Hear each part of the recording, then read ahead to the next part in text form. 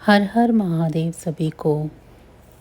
एक दिन माता पार्वती ने गणेश जी से पूछा, हे पुत्र, मैं ज्येष्ठ माह के कृष्ण पक्ष को आने वाली चतुर्थी के विषय में जानने को अति उत्सुक हूँ।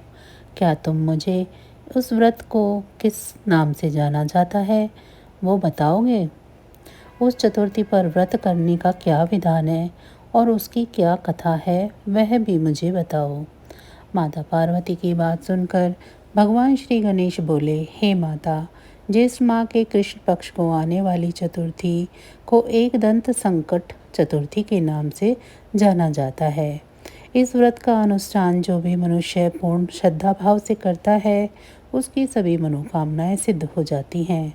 इस व्रत में मनुष्य को रात्रि में चंद्र दर्शन करते हुए चंद्र को जल अर्पित करना चाहिए और उसके पश्चात मेरी विधि विधान से पूजा करने के बाद भोजन करना चाहिए।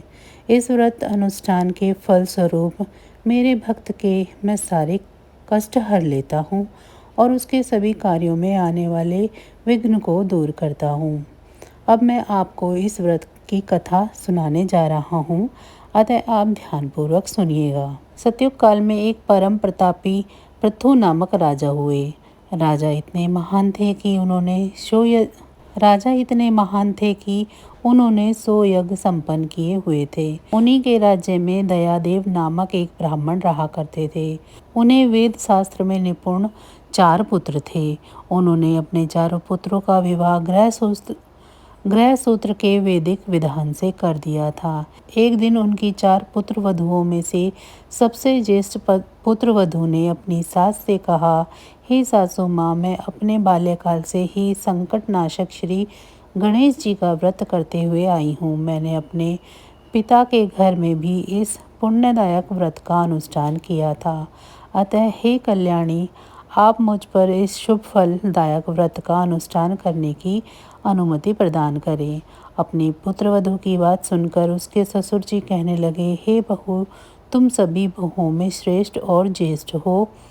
तुम्हें यहाँ किसी प्रकार का कष्ट नहीं है और ना ही तुम भिक्षुणी हो। अतः तुम ऐसी स्थिति में किस कारण से व्रत अनुष्ठान करना चाहती हो? हे सौभाग्यवती, यह समय तुम्हारे उपभोग का है। यह गणेश जी कौन है? फिर तुम्हें और करना ही क्या है?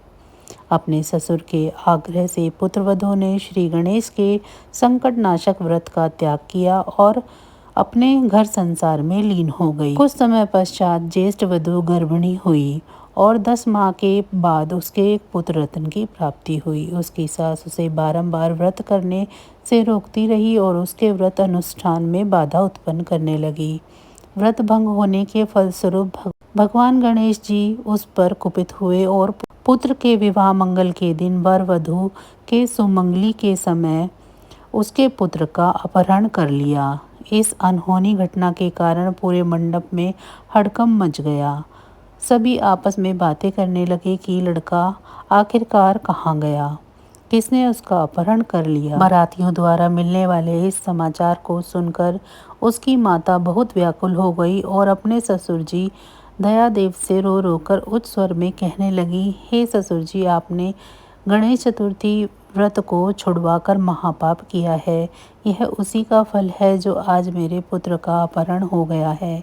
अपनी पुत्र वधू के मुख से ऐसे वचन सुनकर ब्राह्मण दयादेव बहुत दुखी हुए।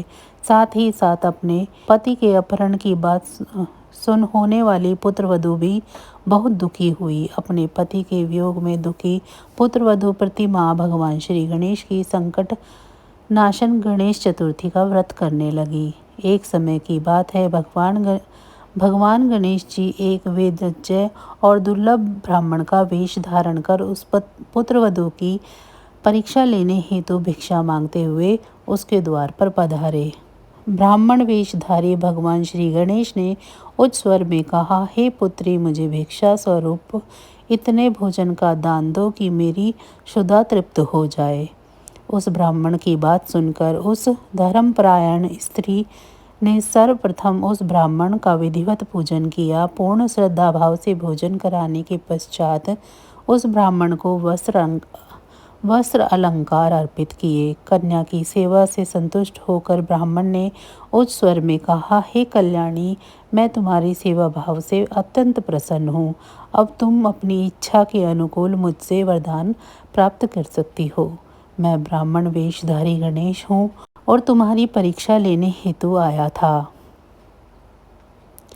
ब्राह्मण की बात सुन कन्या तुरंत नतमस्तक होकर उनसे निवेदन करने लगी, हे विघ्नेश्वर, यदि आप मेरी सेवा भाव से प्रसन्न हैं तो मुझे मेरे पति के दर्शन करवा दीजिए। कन्या के वचन सुनकर गणेश जी ने कहा, हे मधुर भाषिणी, जैसा तुम चाहती हो वही होगा। तुम्हारा पति तुम्हें अवश्य मिलेगा। कन्या को इस प्रकार मनवांछित वर प्रदान कर भगवान गणेश जी अंतर्ध्यान हो गए। कुछ ही समय पश्चात कन्या का पति पुनः घर वापस आ गया। यह देख सभी बहुत प्रसन्न हुए। सभी स्वजनों की उपस्थिति में विवाह कार्य विधि विधान से संपन्न किया गया।